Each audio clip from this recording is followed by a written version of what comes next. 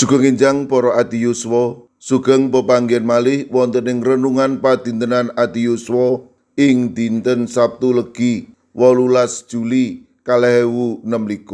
Sumangga dinten punika kita nampi jejer kasetyan. Para adiyuswa, nalika kita nenandur, tamtu kita rimati, kita sirami, suketipun dipun resiki kaparingan rabuk, amrih tuwuh ngrembaka sarta ngedalaken woh ingkang sae kangge ngraosaken asil lan woh ing taneman kita kedah sabar setya anggenipun ngrimati. Kosok wangsulipun nalika mboten karimat, tantu taneman punika mboten tuwuh ngrembaka kanthi sae, malah kepara saged garing lan mati. Kaimaman 26 ayat 12. Nanging ingsun bakal ana ing tengah ira lan bakal dadi Allah ira lan sira padha dadi umat ingsun. Kaimaman 26 ngrembak bab berkah lan kutuk. Kangge umat ingkang setya dumateng Gusti badhe pinaringan berkah. Berkah arupi woh hasil taneman, tentrem rahayu, menang saking mengsah, kaparingan anak putu. Umat ingkang gesangipun setya tuhu nindakaken menapa ingkang dados tanggel jawabipun. Gusti Allah badhe paring pangrimatan ingkang sae dhateng gesangipun. Kosok wangsulipun kanggenipun umat ingkang boten setya lan nglirwakaken dawuh pangandikanipun Gusti, piyambakipun badhe nampi paukuman lan kutuk. Paukuman punika kados sakit, gagal panen, kawon saking mengsah, lan gesangipun boten tentrem. Para adiyuswa, kasetyan punika penting. Nalika kita setya nindakaken ayahan ing brayat, pasamuan lan ing masyarakat, badhe saged dados paseksinipun Gusti. Sumangga kita sami setya ing sedaya ayahan lan tata gesang jumbuh kalian ayahan punika. Kanthi punika gesang kita saged dipun raosaken lan migunani kangge sesami. Amin. Sumangga kita ndedonga. Matur nuwun Gusti, dinten punika paduka paring pepimut amrih kasetyan tansah wonten ing tata gesang kawula nalika kawula nindakaken ayahan menapa kemawon ing gesang kawula. Kawula pasrahaken para adiyuswa dalasan anak putu kawula ing pundiya papan. Monggo paduka ingkang reksa, paduka ingkang berkahi, paduka ugi ingkang nganti.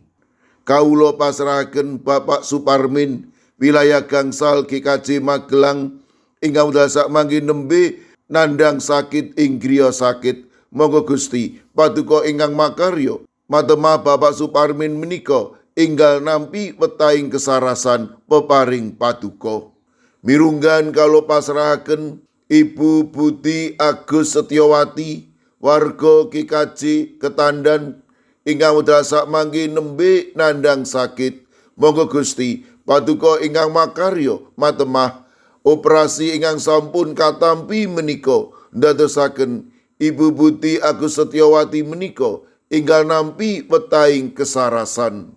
Mirunggan kala pasrahaken Ibu Sunarti, warga GKJ Salaman, ingkang dasak mangke nembe nandhang sakit. Kawula pitados paduka saged ngagem menapa lan sinten kemawon amrih Ibu Sunarti menika inggal nampi wetahing kesarasan. Kawula pasrahaken Ibu Surati, GKJ Sragen, ingkang kala wingi sampun nampeni operasi. Kawula pitados paduka boten nigakaken paduka badhe tansah mari kekiatan lan enggal nampi wetahing kesarasan. Mirunggan kala pasrahaken sawetawis sedherek kawula ing GKJ Wedi, kawula pasrahaken Bapak Sudiat lan Bapak Ibu Danu Sutardi ingkang nembe nandhang sakit. Kawula pitados paduka ugi badhe ngagem menapa lan sinten kemawon amrih tetiganipun menika ingkang nampi wetahing kesarasan.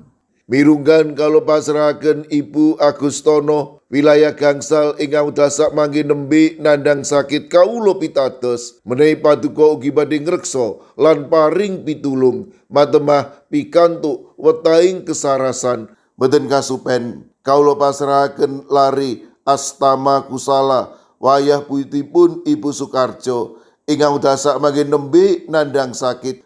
Sawetawis sedherek kawula inggih kajeng gondang winangun kawula pasrahaken Ibu Rusminah, Bapak Paryono, Ibu Suwarni, Bapak Karsono, Bapak Marsudi Raharjo, Ibu Lagimin, Bapak Suyatno, Ibu Menik Salio, Bapak Jarod Sukmono, sedherek Agus Supardiono. Sawetawis sedherek kawula inggih kajeng Magelang, Ibu Bambang HN, Ibu Sri Winanti, Mbak Cilik, Bapak Wiharto, Bapak Mangku, Ibu Pratiwi wonten ing pamulihan. Sawetawis sedherek kawula inggih kajeng Guntur Geni, Bapak Y Sudenal, Bapak Y Rasidal, Ibu Sartini, Bapak Ibu Supriyono, Ibu Joni, Ibu Daniel Suharyanto, Ibu Pratono, Bapak Stefanus Ngadiono. Kawula pasrahaken sedherek kawula ing pugeran,